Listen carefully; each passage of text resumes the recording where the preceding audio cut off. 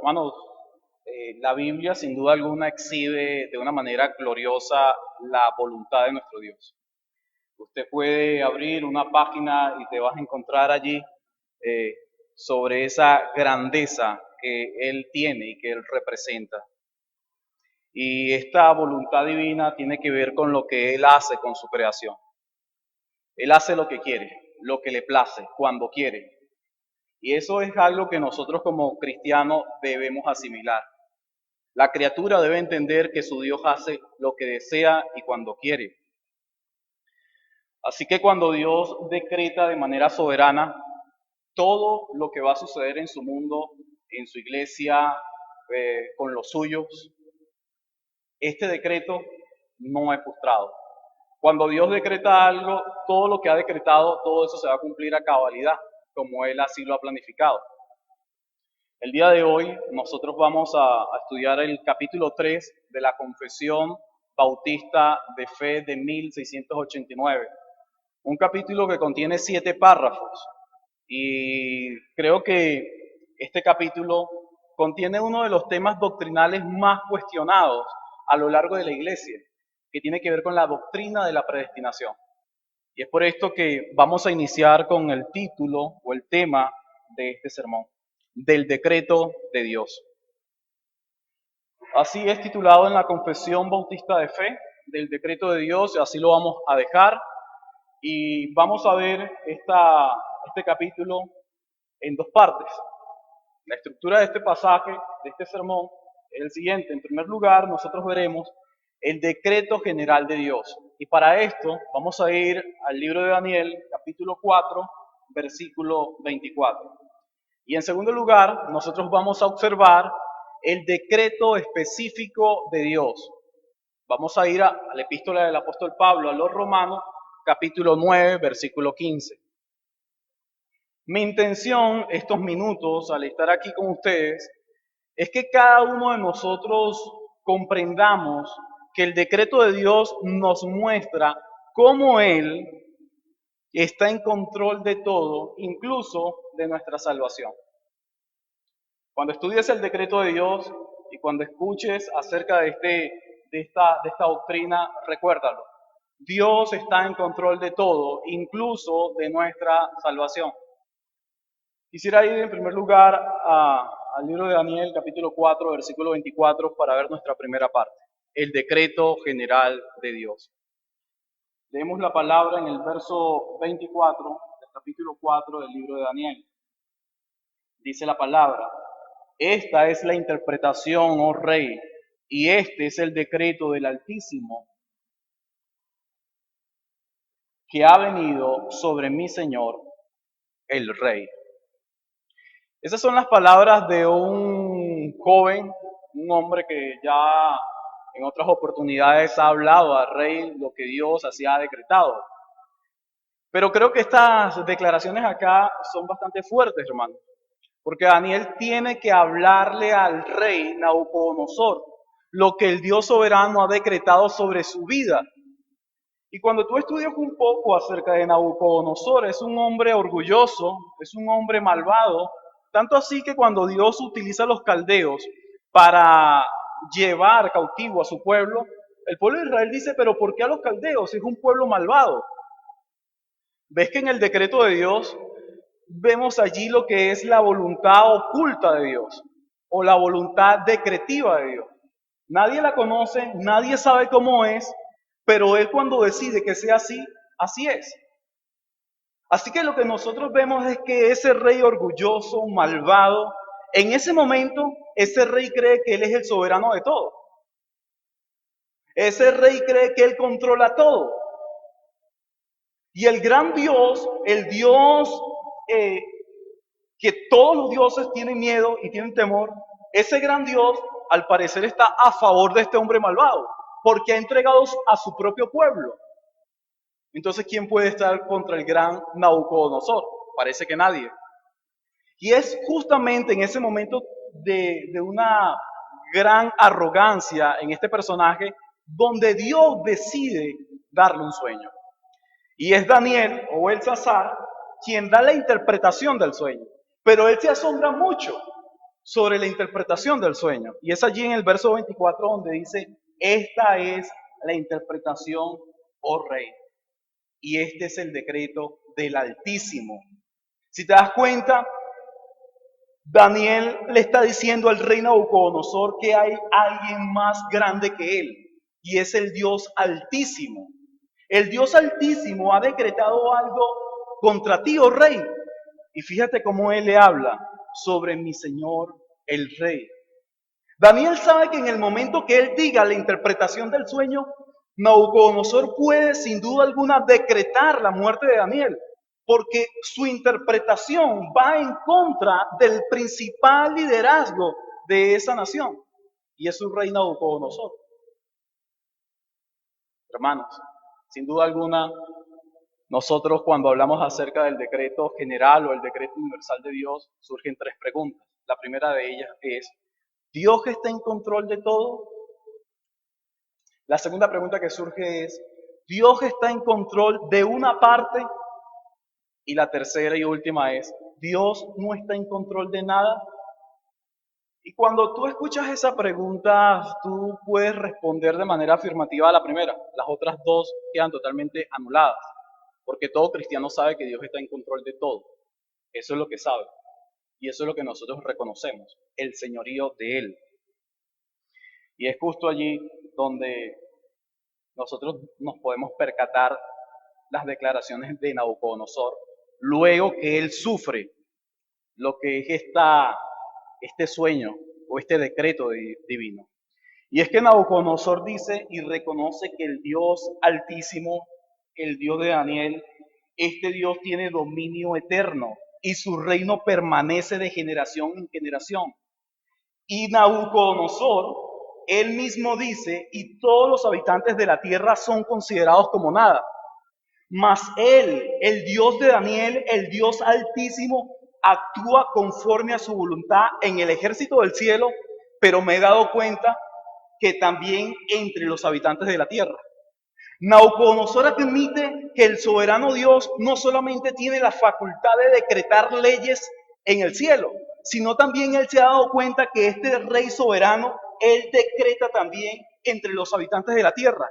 Y él dice, nadie puede detener su mano ni decirle qué has hecho. Este hombre, luego de ser considerado como el soberano de todo, es humillado para que reconozca la soberanía divina, y este hombre admite que nadie puede detener la mano del Altísimo. Hermanos, Dios hace su voluntad en el cielo y en la tierra. El salmista dice que este Dios le coloca límites a las olas del mar. Este Dios, hermano, le coloca límites, distancia al sol de la tierra.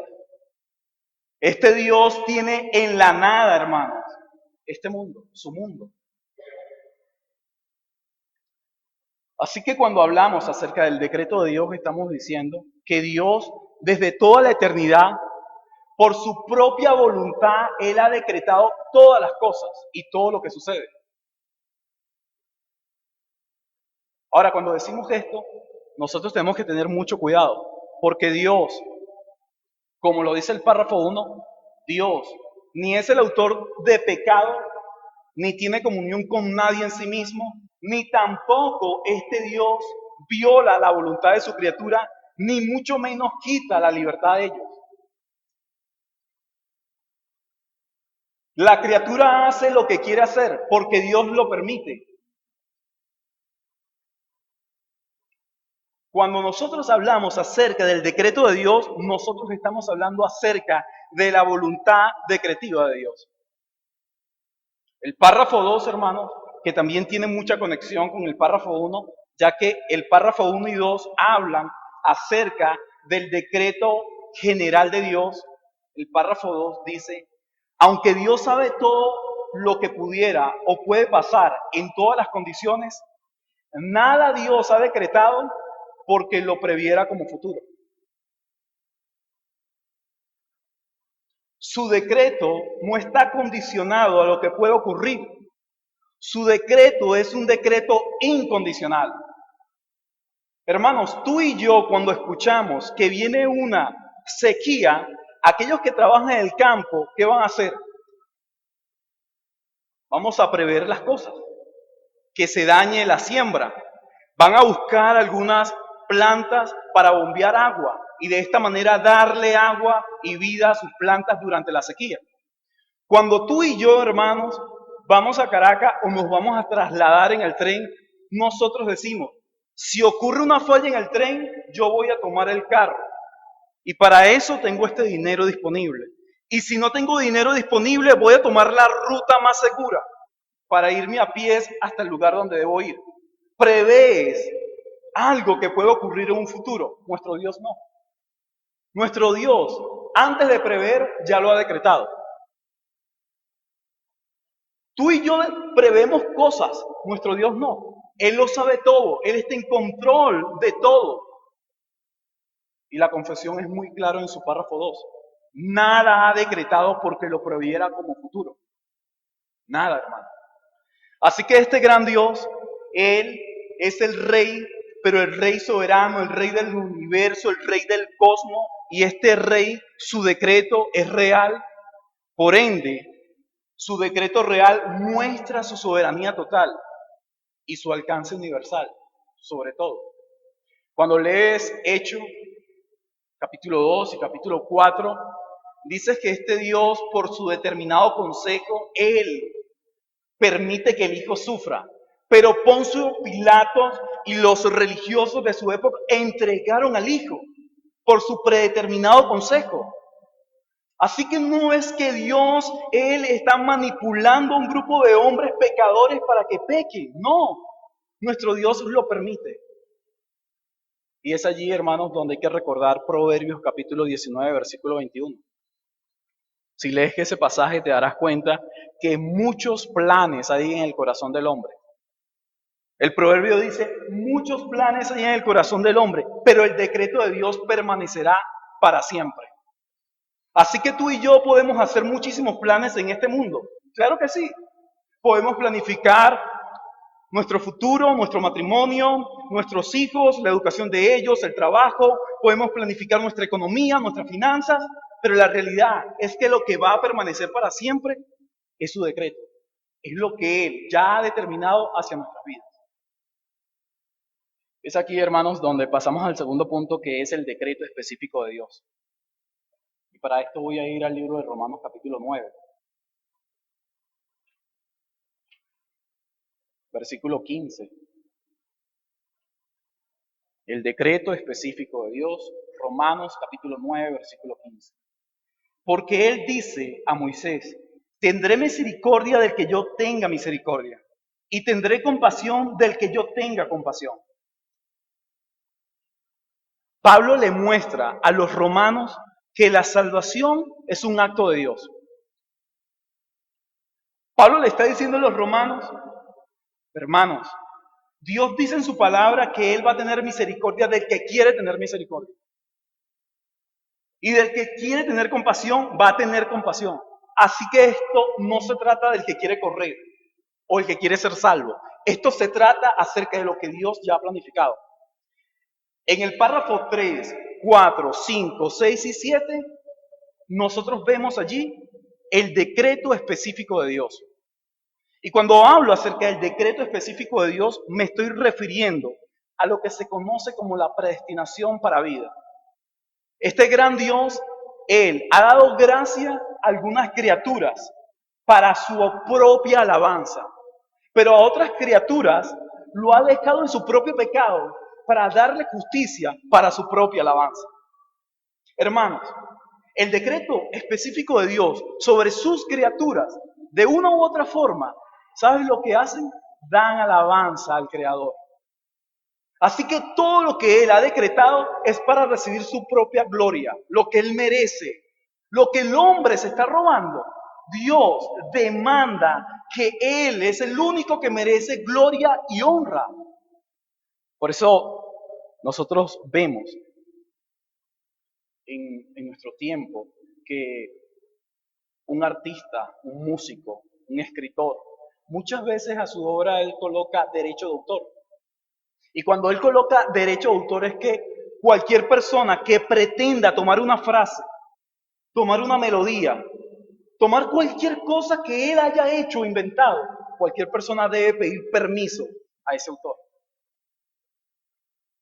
Nuestra Constitución así lo avala. Y toda Constitución en todo país avala el derecho de autor. Hermanos, estamos diciendo que el autor del universo, él tiene derecho sobre su obra. Y el autor del universo tiene derecho sobre su creación. Y hace con su creación lo que le place, cuando quiere. Es allí donde tú ves el decreto de nuestro Dios. El decreto real tiene que ver con lo que Él ha establecido. ¿Te vas a quejar por eso? ¿Te vas a molestar por eso? No podemos, hermanos. Pero ¿qué es el autor? Ese hombre que ha hecho esa pintura, que tiene derecho de autor, agarra su pintura y la quema y la destruye. ¿Quién va a decirle algo? Nadie. Porque Él es el autor de esa obra. Si nuestro Dios decide no tener misericordia hacia algunos, ¿quién le va a demandar o a decir o a exigir algo a Él? Si Él nos creó. Hermanos, en el párrafo 3 de este capítulo 3 sobre el decreto de Dios, nosotros vemos cómo nuestro Dios ha predestinado o preordenado a un grupo para vida eterna. Y dice, para la alabanza de la gloria de su gracia. Esta palabra se repite mucho en todos estos párrafos. Predestinación, preordenado, escogidos. Se va a repetir en cada párrafo, 3, 4, 5, 6 y 7. Y lo que nuestro Dios nos muestra es que Él ha preordenado la salvación de algunos para su alabanza por su gracia. Pero ahí mismo dice, a otros se le deja actuar.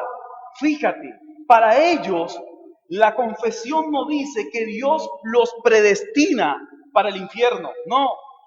Algunos dicen que Dios predestinó a Judas para que traicionara. No, hermanos. No.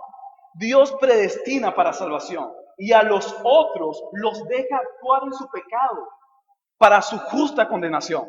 Y Dios a todos los hombres le va a dar algo. A unos les da gracia y a otros les da justicia. A unos gracia, a otros justicia. Pero ¿qué tienen en común ambos? ¿Qué tienen en común la gracia que da y la justicia que da?